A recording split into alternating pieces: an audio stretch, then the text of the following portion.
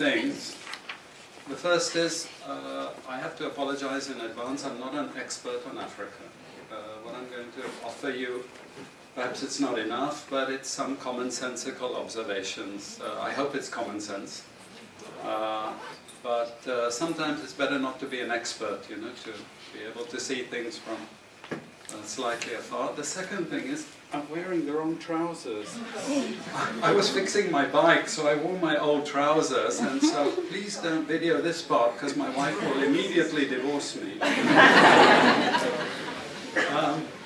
Okay, so what I'm going to try and do is just give you some charts and a couple of tables, just to paint a little bit of a picture that you already know. Okay, so what this presentation is fundamentally designed to say is this. Africa, historically, sub-Saharan Africa, has been fundamental to the global prosperity of the advanced countries. Okay? And Africa had a role to play. It has a role as a raw material producer. We will not allow sub-Saharan Africa to escape that. Okay, we do everything to keep sub-Saharan Africa where it is, also impoverished. It's absolutely vital for the prosperity of everyone else. So let's get clear about that. Okay, and this means all the economic structures, all the global institutions, and the economics we teach everyone is all designed to keep Africa exactly where it is. And whether it is Europe or US or now China, it's always the same. We need Africa to be impoverished because we need those raw materials and we need them dirt cheap. Okay, so that's the message. It doesn't mean to say that there's nothing Africans can do. Of course there is. Okay, but this is the opposition that they're fighting. This is what it's about. Because if Africa does do something different, I assure you living standards of all those in Europe and North America and Asia is going to fall. Okay? And that is a big price to pay. I assure you that the West is not going to allow that without a big fight. Okay, so this is what it's fundamentally about. What I want to show you is how these structures are operating. It's just 20 minutes, so we can't do very much, but just to give you a little bit of an idea. And why I keep the ideology part there is because we are part of the producers of ideology. At universities and academic institutions, we are complicit in this whole enterprise. Okay, so the job of many Western academics is to convince Africans they have to keep doing what they're doing. Okay?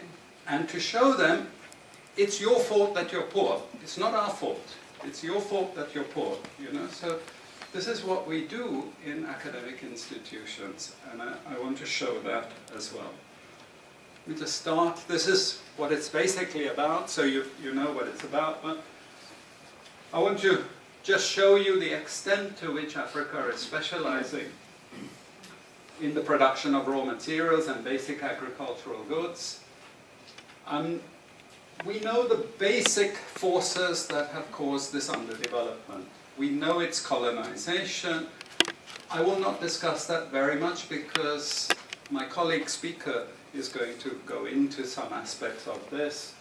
But I do want to discuss the global economic structures, the global financial institutions, and economic ideology, briefly, to give you a flavor of those. Let me start with this. You can't really see it so easily, but if those of you who are interested, you want the PowerPoint, I'm sure we can make it available to you. But the thing that you really need to see is the top line. Okay? And the extent of dependency is captured by this statistic at the top. Okay? And you compare it with all other income groups, and what you see is essentially in that one statistic how dependent sub-Saharan Africa is on raw material production. Okay, this is the very heart of what makes sub-Saharan Africa beat. Okay? Here, just to have a look at one very important additional statistic, with all this export coming from sub-Saharan Africa, how much does sub-Saharan Africa account for in terms of global trade value? We know there are vast resources coming from there, but look at the bottom line in terms of global trade value. Look at that. 0.5%, 1975, 0.95% going down to 0.1. To 0.1. Meaning that with all these vast resources being produced, how much are they getting for it? Nothing. Nothing. This is a very significant piece of data. Then I just want to show you what has happened to sub-Saharan Africa, because what we know, and from all studies, no country ever develops without manufacturing. Okay, producing raw materials will not take you anywhere.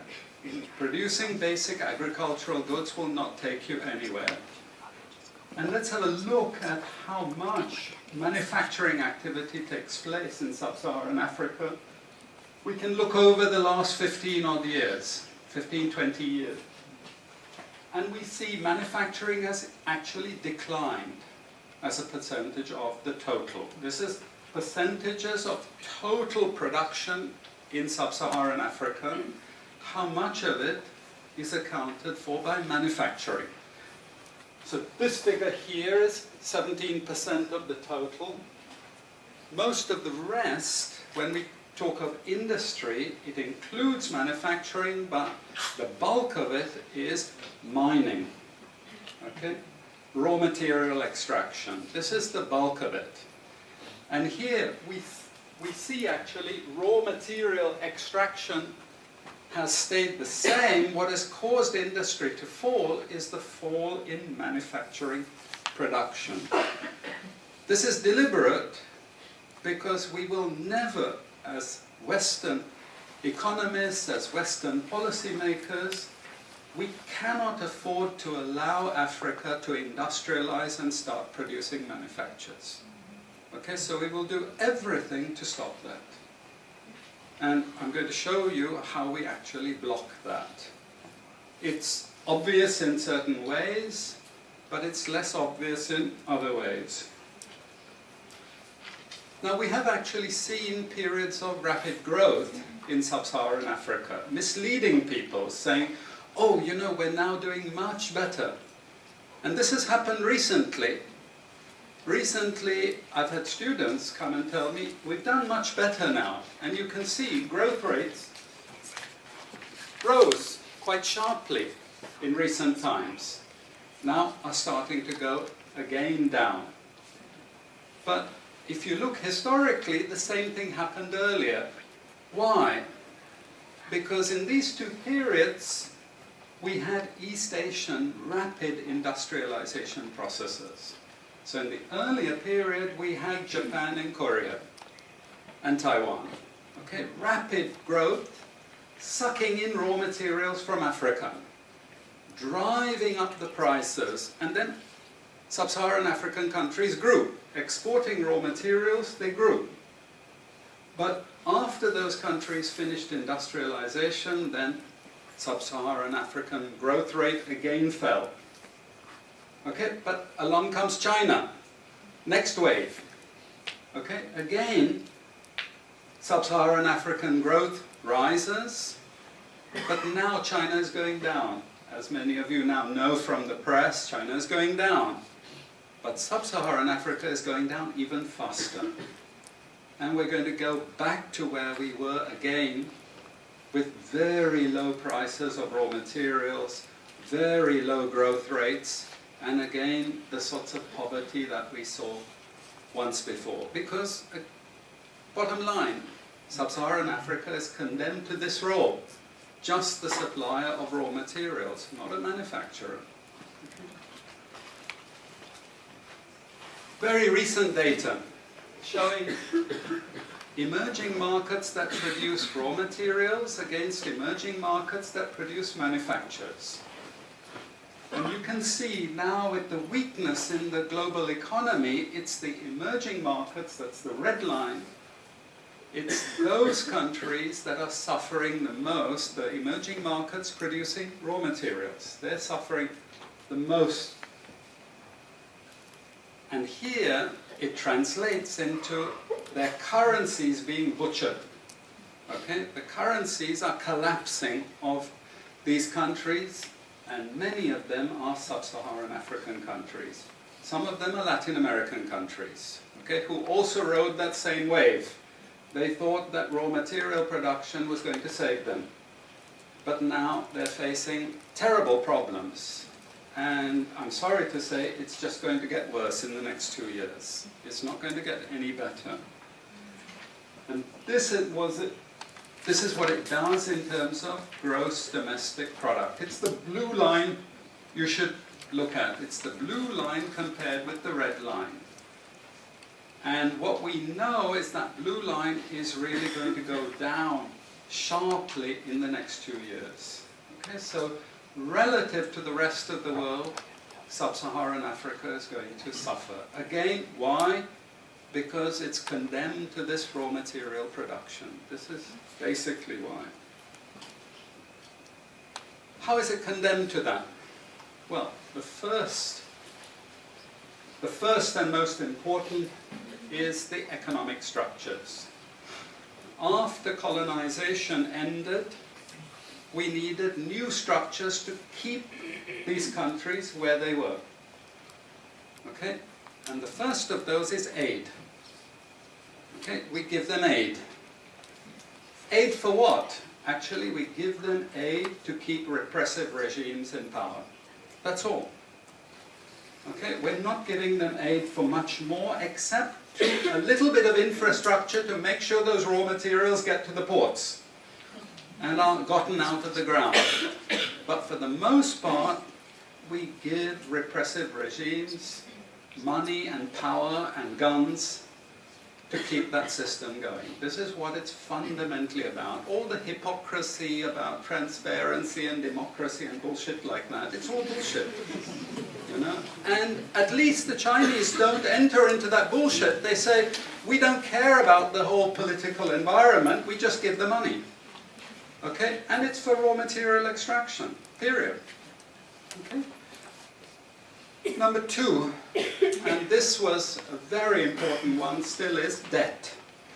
I was telling some of my students today, was it today or yesterday, about Confessions of an Economic Hitman. Do you remember this? Have any of you heard of this one? Confessions of an Economic Hitman. It's a book written by John Perkins, who used to work for a very nebulous, opaque bank.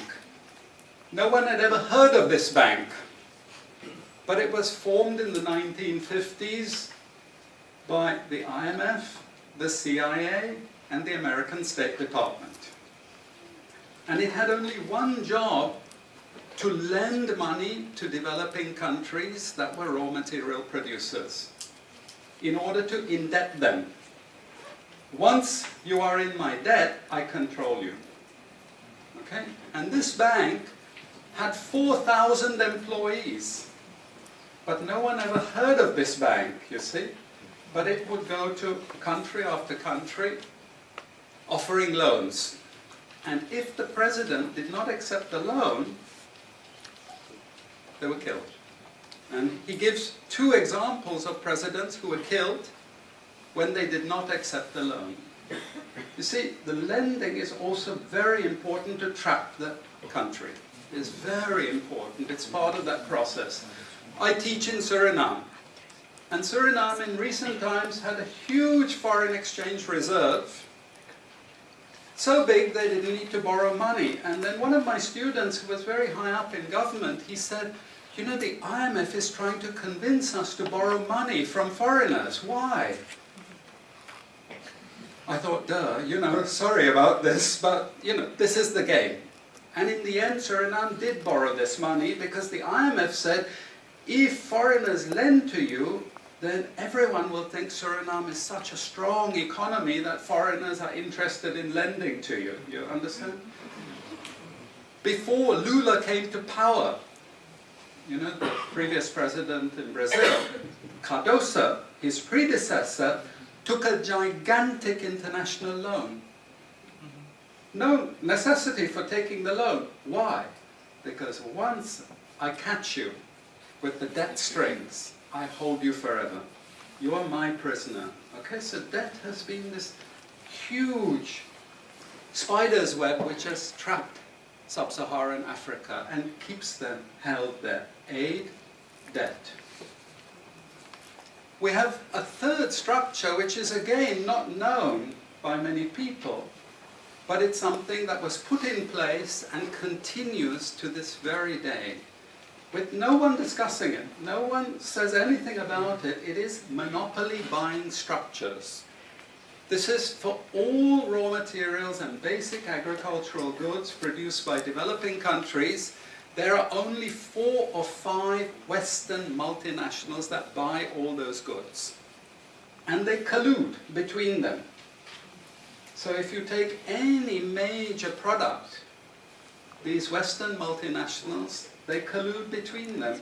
Even if we go down to banana production, we had a PhD done here at the ISS, and the person showed that the 4 or 5 major multinationals, they collude, and in order to make sure their control is total, what they do is they force all the producers to produce the same uniform banana.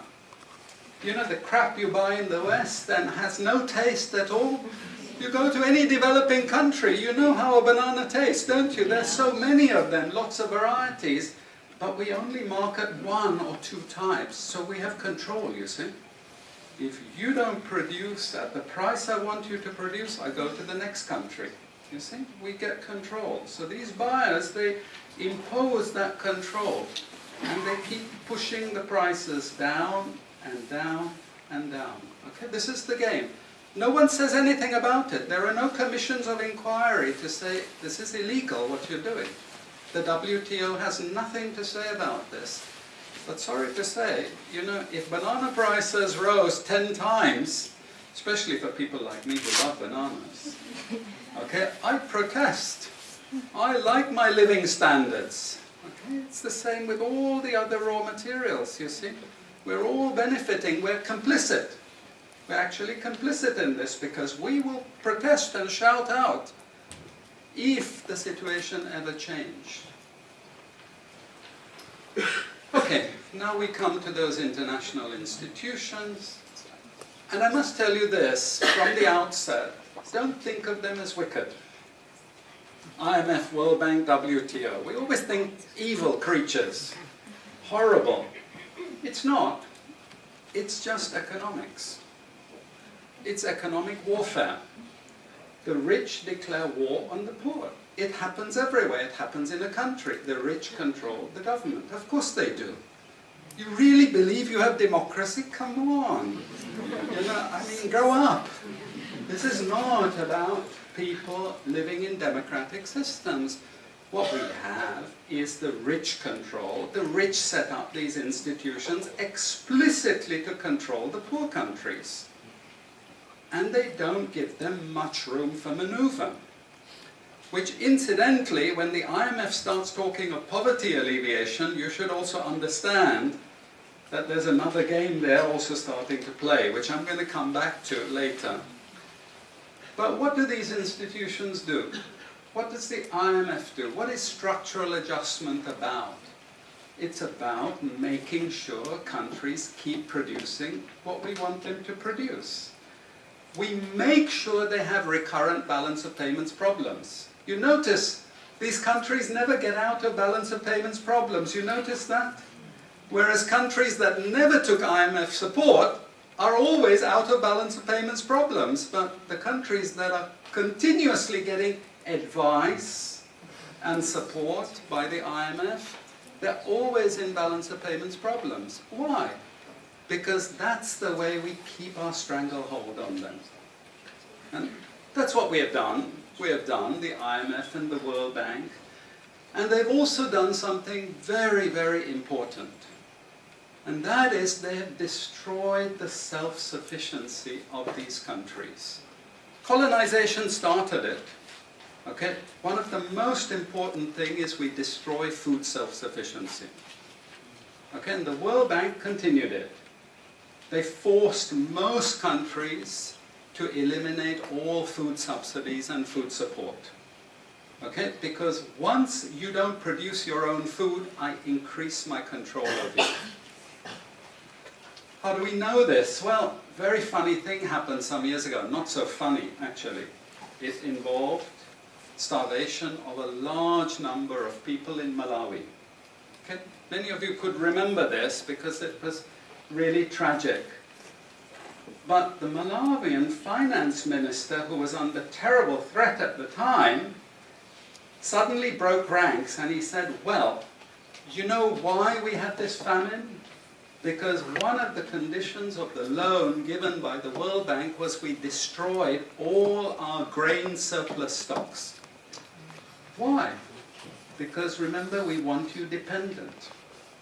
1970s, the US Senate, the US Congress said, we will not allow Latin America to produce their own food. We will start a strategy involving the IMF and the World Bank to destroy food self-sufficiency of Latin America. Then they will indeed be our true backyard. And that's exactly what they've done. Look at all the Latin American countries. Look at them. They used to be food self-sufficient, but they're no longer food self-sufficient. Now here comes the kicker. This is the beautiful part of it. I congratulate them. You know I admire them because they do it so well. Okay? I know it sounds really perverse. But we have now in the WTO something called the Agreement on Agriculture. Okay? You know what that Agreement on Agriculture states? It says, if you don't have any subsidies, you're not allowed to put these subsidies on food. But if you have subsidies and income support for food production, you can keep them. Who has all the subsidies and income support? US, Europe. The largest budgets in the world for supporting their farmers are Europe and US. But the World Bank and IMF have destroyed all those subsidies. You see, all those subsidies have been destroyed. And now we're telling these countries, you don't have subsidies, tough luck. You know? You see, we're keeping them dependent. We're keeping them on a string. I have 5 minutes, so I have to be choosy about what I say next. We have lots of examples in the WTO to really stop Africa industrializing. This is the crucial thing. We cannot allow them to produce manufacturers. It's not difficult. Trust me, it's not difficult. We need nationalist governments. We need them committed to industrialization, and it won't take them a decade to move out from where they are. This is the fundamental point. It's not difficult. But this next round of the WTO is designed to block that. If we had time, I would go through all the different things that they're trying to put into place to block anyone else getting on top of the ladder. You've read this book of Hajun Chang, Kicking Away the Ladder. You see, when we become rich, we make sure the others can't climb up the ladder and join us. Okay? And this is what this next Doha round is about. It's to make sure, especially sub-Saharan African countries, do not escape. Since I have about 3 minutes left, I'm going to go to this economic ideology thing, because this is important for academics. You see, we teach, in many cases, garbage, and it doesn't hurt anyone, a lot of this garbage. You know, it's just blah, blah, blah, blah, blah. And we don't know what we have learned, but anyway, we were there at the university and you got a certificate and you go away and you feel you've learned something. But sometimes we teach very destructive things. And no more important than when we're teaching people from developing countries. Okay, and one of those very damaging and destructive things is the doctrine of comparative advantage. It's a lie from beginning to end. It's utter crap. It has been decimated many times, but we keep it in every curriculum. Why? Because it tells sub-Saharan African countries that their destiny is to produce raw materials, you see. And if you produce raw materials, you get rich just like we are in the West. You see, this is the game we're playing, and just for you to be totally confused, we normally build models with it, mathematical models, so you really have no idea what we're talking about, but it seems all very scientific. Then we have the modern version of this is because it's all a failure, we know it's a failure, we now have a new generation of economists saying, it's only a failure because you're all corrupt in your countries. We call that new institutional economics. You've all probably learnt it all, but you didn't know why they invented it. It was invented to tell you the same thing. You should keep producing raw materials. Now, don't be as corrupt as you were before. Nobody ever told you that aid was designed to actually start the corruption process in the first place. Okay, and we need corruption to make sure you're doing all these things. But now we blame the victim. You're poor because it's your fault, basically. And you're poor, stupid, and corrupt, basically. This is the message that we're giving people. We also have many theoretical justifications, but I'm going to say something controversial to end. And she's happy that I'm ending because she has to discipline me. And that is, there are also what I call more enlightened approaches, but which are also potentially destructive for sub-Saharan African development. And this is where I come back to the IMF and the World Bank. You see, now they're all into poverty alleviation. They want you to concentrate on redistributing income, and it's something nice. You're young people, you're socially conscious, you're aware. You don't like all this injustice. So you gravitate towards what we call pro-poor strategies. But actually, I'm sorry to tell you, that is not what Africa needs. Africa needs aggressive industrialization. When China was a communist country and we had equal distribution, who feared China? Who took them seriously? They weren't even the size of the Netherlands. But today, I can't open an internet site, I can't open a magazine, I can't open a newspaper without China, China, China, China. And we know what has built China is not socialism or communism, it's capitalism, guys. It's manufacturing, it's production. This is what creates employment, this is what created jobs. I'm not pro-capitalist, but this is the reality, and unfortunately, we're now going to get caught with the good cop, bad cop. The good cop is now IMF saying, oh, you must concentrate on poverty reduction and income redistribution, as long as we can take you away from industrialization. This is the crucial thing, you know. I leave it at that, and I'm sorry I took so much.